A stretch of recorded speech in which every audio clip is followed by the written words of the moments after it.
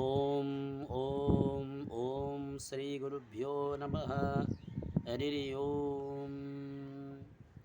ఓం నారాయణం నమస్కృత్యం నరం చైవం నరోత్తమం దేవీ సరస్వతిం వ్యాసం తదో జయముదీరయతే. సభాభ్యాం సభాపతిభ్యశ్చ భో నమో నమః. ఈరోజు గరుడ పురాణ అంతర్గతంలో ఉత్తరాఖండలో 10వ అధ్యాయాన్ని శ్రీ లక్ష్మీనారాయణ యొక్క అనుగ్రహంతో స్మరించిపోతున్నాం. సుత మహర్షి సౌనికాది ముని పుంగవులతో అన్నాడు, ఋషివార్యులారా, అనంతరం శ్రేయం ప్రతి అయిన భగవంతుడు గరుడును చూసి, గరుత్మంతుడా, ఇంతకు పూర్వం చెప్పిన అంశాల గురించి మళ్ళీ వివరంగా చెబుతున్నాను విను అంటూ ఇలా చెప్పాడు. పుత్రులు పౌత్రులు ఓర్ధ దైవిక ఆచరిస్తే గాని పితృణం తీర్చిన వారు కాలేరు. ఇది ఆచరించక ఎన్ని దానాలు చేసినా కానీ ప్రయోజనం ఉండదు. కనుకనే ముఖ్యంగా అంత్యేష్టి జరిపించాలి. ఇది చేసిన వారు పుత్రులు ఫలం పొందుతారు. తల్లిదండ్రులు మరణించినప్పుడు శోకం విడిచి పుత్రుడు బంధు సమేతుడై సర్వ పాపాలు తొలగించుకోవడానికి క్షూరకర్మ చేయించుకోవాలి.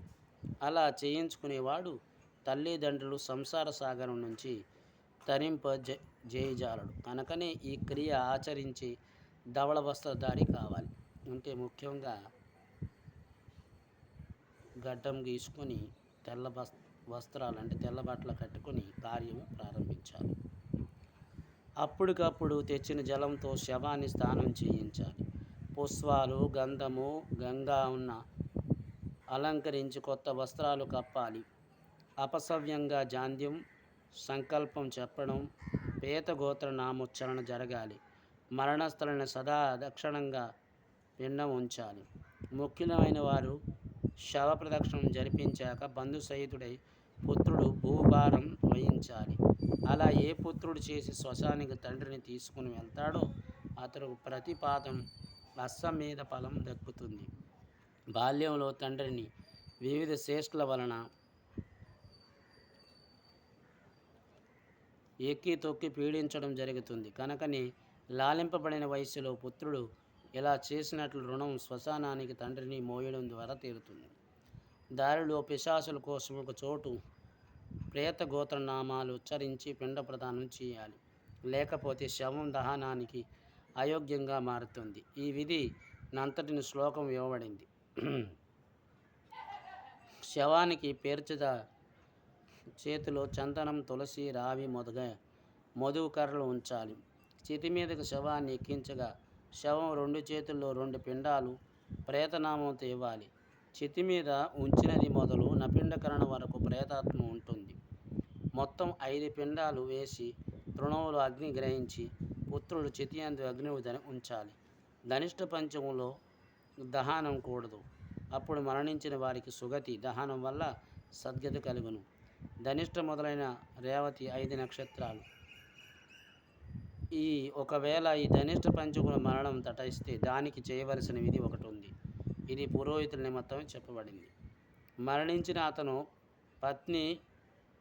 పతివ్రత అయితే ఆమెను కూడా భర్త చేతి మీద ఉంచి దహనం చేయాలని గర్భవతం సాగమనం చేయరాదు. ఇది పూర్వ పద్ధతి. నేటి ఈ యొక్క విషయం దురాచారం ఎత్తబడింది. మృతి చెందిన వానికి అస్థి సంచయం 3వ లేదా 4వ దినం చేయాలి. ఈ విధిని కూడా పురోహితుడు నిర్వర్తిస్తాడు. ఎవరు ఆస్తులు దశహ మధ్యమున గంగాజలంలో విడబడతావో అస్థికులు, అవి గంగలో ఎంతకాలం ఉంటావో అన్ని వేల సంవత్సరాలు అతడు స్వర్గంలో సుఖిస్తాడని, గంగా తరంగాల మీద నుంచి వచ్చిన గాలి మరణించిన వారి మీదుగా వీచిన చాలు అతడు పాపాలని తొలగిపోతావని, ఒకప్పుడు భగీరథుడు తన పూర్వీకులకు ఉద్దేశించి దానికి గొప్ప తపస్సు చేసి గంగను భూలోకము తెచ్చాడు. మృతి చెందిన వారి పాపాలు పోగొట్టడానికి గంగానదిలో అస్థి సంచయం చేసినట్లు పాత్ర అస్థికులు కలపాలి. దీనికి ఒక ఇతిహాసం ఉంది. ఒకప్పుడు అరణ్యంలో ఒక కిరాతకుడు ఉండేవాడు. అన్ని వేళలా వేటాడి అతని జీవనాధారం జంతువులను పక్షులను లెక్కలేనన్ని వేటాడి పాపం మూట కట్టుకున్నాడు. ఆ కిరాతుడు ఒక సింహం చంపబోయేగా వాడు నరకానికి పోతున్నాడు. ఇంతలో 10 రోజులు గడిచలేగా దశాంగల ఎట్లో వాని ఎముక గంగలో పడడం తటస్థించింది. వాడి కోసం దివ్య విమానం ఒకటి వచ్చి స్వర్గానికి తీసుకుపోయింది. కనుకనే సత్పుత్రుడు తల్లిదండ్రుల అస్థులను స్వయంగా గంగలో విడవాలి. దశరాత్రి విధి ఆచరించాలి. ఎవరైనా విదేశాల్లో చోరులకు నేలపైన అడవిలో మరణిస్తే కళేవరం దొరకని స్థితి ఏర్పడుతుంది. అట్టి వారికి ఉత్తర క్రియలు జరపాలి. వారి మృతి వార్త ఎప్పుడు తెలుస్తుందో అప్పుడు దెబ్బలతో వారి రూపం తయారు చేసి దహనం చేసి ఆ భస్మం గంగలో ఉంచాలి. దానివల్ల వారికి సద్గతి లభిస్తుంది. వారి మృతి గురించి విన్న రోజే మొదలు కర్మ చేయాలి. ఎటు అది రోజు అబ్దకాతులు పెట్టాలి. పూర్ణగర్భవతి మృతి చెందితే గర్భం చీల్చి శిశువునికి వేరే చోట పాతి గర్భిణి మాత్రం దానం చేయాలి. గంగా తీరంలో మరణించిన శిశువుని గంగలో పాతి పెట్టాలి. పూర్వజన్మలు చేసిన పాపం చేతన జీవుడు మృతి చెందడం సంభవించినప్పటికీ గర్భంలోని కనుకనే గతించడం సంభవిస్తే అందు నిమిత్తం ఏ క్రియను చేయని అవసరం లేదు. 5 ఏళ్ళలోపు పిల్లలు మృతి చెందినట్లయితే ఆ వయసు పిల్లలకి పాయసం కానీ భోజనం కానీ క్షీరన్నాన్ని కానీ పంచిపెట్టాలి. 11 రోజున మాత్రం శాస్త్ర విధిని అనుసరించి కర్మ చేయవచ్చు. దుస్వర్జన విశేష దానాల అవసరం లేదు.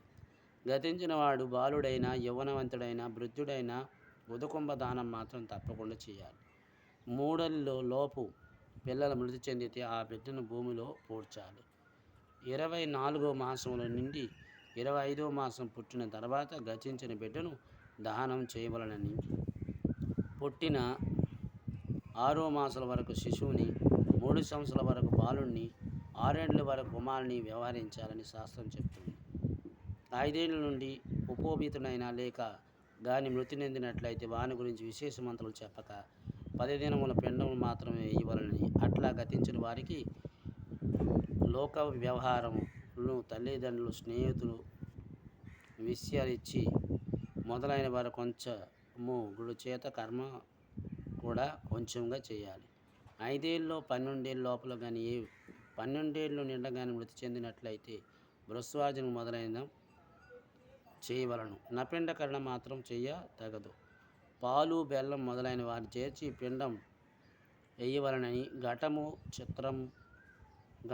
ఛత్రం దీపం దానం చేయవలనని, చేయకుండా మృతి చెందినవాడు అడవి అమ్ముడై పుట్టినని, ఆ మాను బియ్యం దాంచి రోకలు ఉపయోగపడిచిన యజ్ఞోపవితులు అపసవ్యంగా ధరించి తెలదబ్బులతో ఏకోదృష్టం మొదలైన శ్రద్ధను చేసినట్లయితే గతించిన వాడు మరో జన్మనందున సత్కార్యం నందున పుట్టి దీర్ఘవాయువై ఉండి మంచి పుత్రునిగాను, ఇతరులు మరణించో వారికి దహన ఉదక దానం చేయరాదు, అశోచం పట్టరాదు.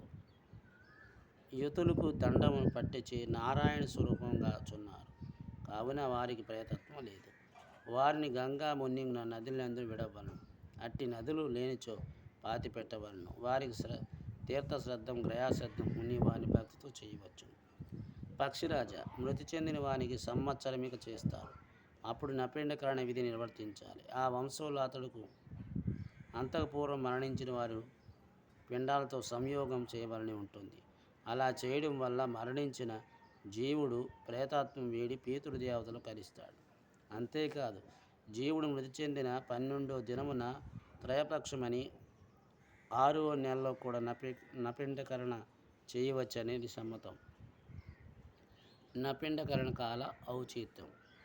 తండ్రి మృతి చెందినప్పుడు అతని పుత్రుడు కర్మకాండ అంత సక్రమంగా ఆచరించి నపిండకరణ మాత్రమే ఆపినట్లయితే ఆ తండ్రికి పితృదేవత్వాన్ని సిద్ధించిన స్థితి ప్రమాదవశాత్తు ఏర్పడవచ్చు. ఉదాహరణకి దేహం అనిత్యం కనుకనే సద్గతులు కలిగించవలసిన ఆ పుత్రునికి మరణం సంభవించటం వంటివి.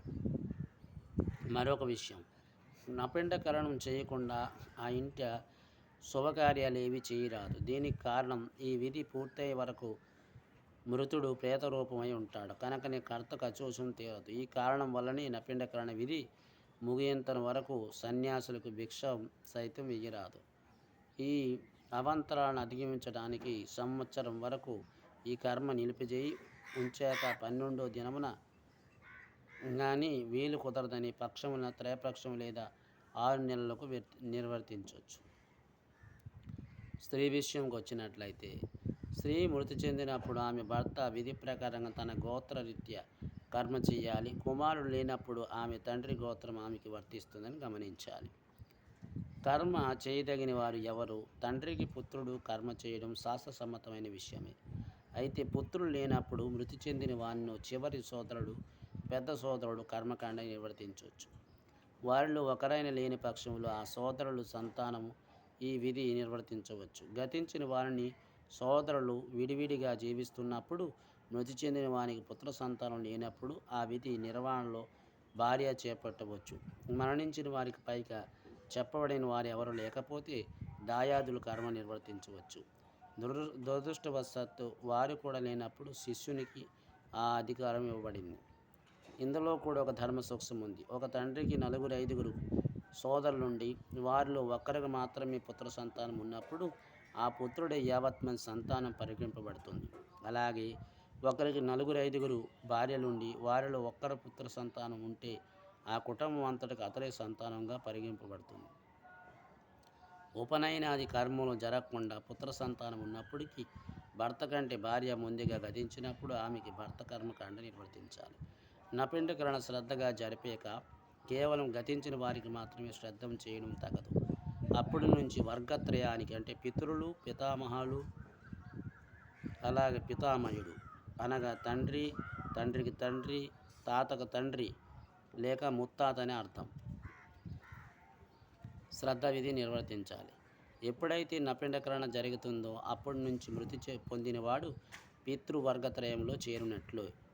వీరు విస్మరించి కేవలం మృతి చెందిన వారికి శ్రద్ధ నిర్వహిస్తే కర్తకు పురోహితుని కూడా నరకం తప్పదు. మృతి చెందిన వారికి పలువురు సంతానం ఉన్నట్లయితే వారు తండ్రి బతికున్నప్పుడే వేరుపడి విడివిడిగా సంసారం చేస్తుంటే పితృయోగం కలిగినప్పుడు మాత్రమైన సోదరులందరూ కలిసి కర్మకాండ నిర్వర్తించాలి. ఏ కారణం చేతైనా మృతి చెందిన తండ్రి దినములకు రాలేకపోయినప్పటికీ సంవత్సరిక జరిగినప్పుడు కలిసి నిర్వర్తించాలి. కర్త ప్రధానంగా జ్యేష్ఠపుత్రుడే, మిగిలిన వారు సహాయకులు మాత్రమే. మొదటి అబ్దక కాలం సమస్త దానములు ఉదకుంభాది చేయాలి. అయితే తాతకు బతికి ఉండి తండ్రి మాత్రమే గతించినప్పుడు కర్త తండ్రికి నపిండకరణ విధి చేయకూడదు. అట్లే తండ్రికి కన్న తల్లి తండ్రి బతికున్నప్పుడు తనకు తల్లి మృతి చెందినప్పుడు కూడా ఆమెకి నపిండకరణ చేయరాదు. ఉత్తమోత్తమైన పత్తి వస్త్ర దానము, బ్రాహ్మణులు ధరించిన యజ్ఞోపవేతాన్ని కూడా పత్తియే ముఖ్య కారణం కావడం వల్ల అది విశేషమైనది. పత్తిని దానం చేయడం వల్ల బ్రహ్మరుద్రాది దేవతలు ఇంద్రుడు సంతోషిస్తాడు. స్వర్గప్రాప్తికి ఇది హేతువు.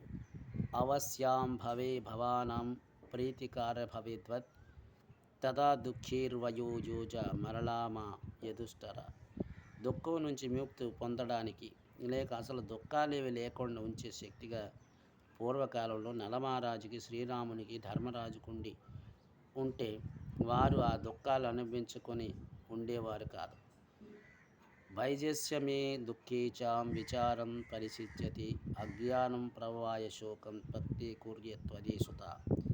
ఈ దుఃఖానికి ఔషధము దగ్గ ఆత్మజ్ఞానం కలిగి దానివలనే దుఃఖాన్ని విడనాడాలి. పుత్రుడు అనేవాడు ఇది గ్రహించి తల్లిదండ్రుల కర్మ చేయాలి.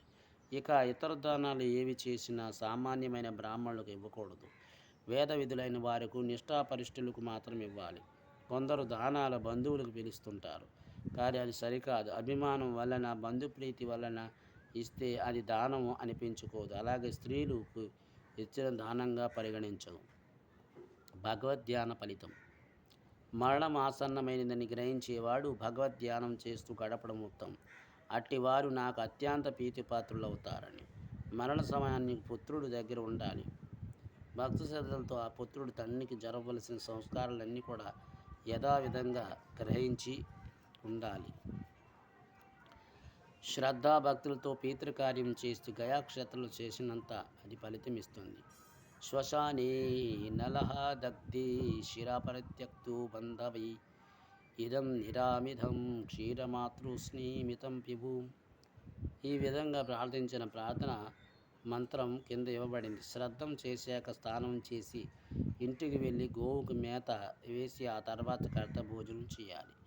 అనాథో నాథోనాం దేవో చంకచక్రం గదాధర అక్షయే పుండరీకాక్ష ప్రేతమోక్ష ప్రదీభవ. ఈ మంత్రాన్ని శ్రద్ధానంతరం తప్పక పఠించాలి. యమును కూడా సంప్రీతిని చేయాలి. కత్తి, ముద్గరం, తోమరం ఇవన్నీ యముని ముఖ్య ఆయుధాలు. అన్ని వినుపుతో తయారీ అయినవి. ఇంకా మరికొన్ని ఆయుధాలు యమలోకంలో శిక్షించ నిమిత్తమై వాడతారు. కుటిరం అంటే గొడ్డలి, ముసలం అంటే రోకలి వంటివి. వీటిలోని కొంతమేర ఇనుము ఉంటుంది కనుక నీ మరణకాలంలో ఇనుమును దానం చేయాలి. గరుడ, నన్ను ఆరాధించి నా క్షేత్రాల్లో దాన ధర్మాలు చేసేవాడు అధిక పుణ్యాన్ని పొందుతాడు. పితృకర్మలన్నీ నాకు దత్తం చేయాలి. మృతి చెందిన జీవుల గురించి భూదానం చేసినట్లయితే దానం చేయబడిన భూమి ఎన్ని అడుగులుంటుందో అన్ని సంవత్సరాల జీవుడు స్వర్గంలో నివాసిస్తాడు. పాదుకులు దానం చేస్తే దారిలో ముళ్ళు రాళ్ళు రెప్పలు లేని మార్గంలో ప్రయాణిస్తాడు. దీనికి తోడుగా ఇతర విశేష దానాలు జరిగినట్టు వల్ల గుర్రం మీద ఎక్కి స్వర్గలోకానికి వెళ్తాడు. ఛత్రదానం, బంగారము, పూజ సామాగ్రి, రుద్రాక్షలు దానాలు ఇటువంటి ఫలితాలు కలిగిస్తారు.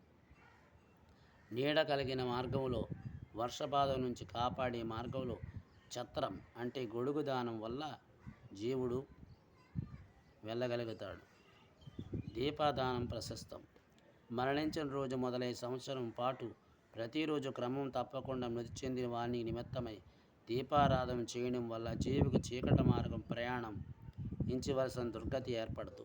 మృతి చెందిన రోజు కానీ, చతుర్దశి, పౌర్ణమి తిథులందు కానీ, అశ్వయుజ, కార్తీక, వైశాఖ మాసంలో దీపాదానం చేయడం శ్రేష్టం. దీపాదానం మహిమ ఇంత అంతా కాదు. ఏదైనా ఆలయంలో ఉత్తరముఖంగా కానీ తూర్పుముఖంగానే దీపాన్ని ఉంచి దాన్ని ఎదురుగా కూర్చొని దానం చేయాలి. ప్రతి వారు మరణించడం అనేది నిశ్చయం కనుకనే సమస్త దానాలు తనే స్వయంగా చేసుకోవడం ఉత్తమం. దానార్హులైన వారు ఎవరు? ఆసనం, రాగి పాత్ర, స్వయం పాకం సామాగ్రి, 13 కుండలు లేదా పాత్రలు, బియ్యము, నువ్వులు, ఉంగరం, గొడుగు, విసనకర్ర, పాదరక్షలు, వేణుగులు, గుర్రాలు, ఏనుగులు అంటే ఈ రోజుల్లో అవి బైకులు, స్కూటీలు అని అర్థం. ఇది 10వ అధ్యాయం గరుడ పురాణంలో సంపూర్ణం. దీనికి ముఖ్య ఘట్టం తెలుసుకోవాల్సింది ఏంటంటే ఉన్నప్పుడే మాతాపితృలకి చక్కగా సేవ చేసినట్లయితే ఈ అన్నిది కూడా మనకి అవసరం ఉండదు. ఇది మనం గ్రహించవచ్చు. స్వస్తి ప్రజాభ్యాం పరిపాలయంతం న్యాయేన మార్గేణ మయీ మహిషి గోబ్రాహ్మణేషు సమస్తు నిత్యం సమస్తలోక సుఖినోవంతు సమస్తలోక సుఖినోవంతు సమస్తలోక సుఖినోవంతు. సర్వం శ్రీమామేశ్వర పాదపద్మార్పణమస్తు. స్వస్తి.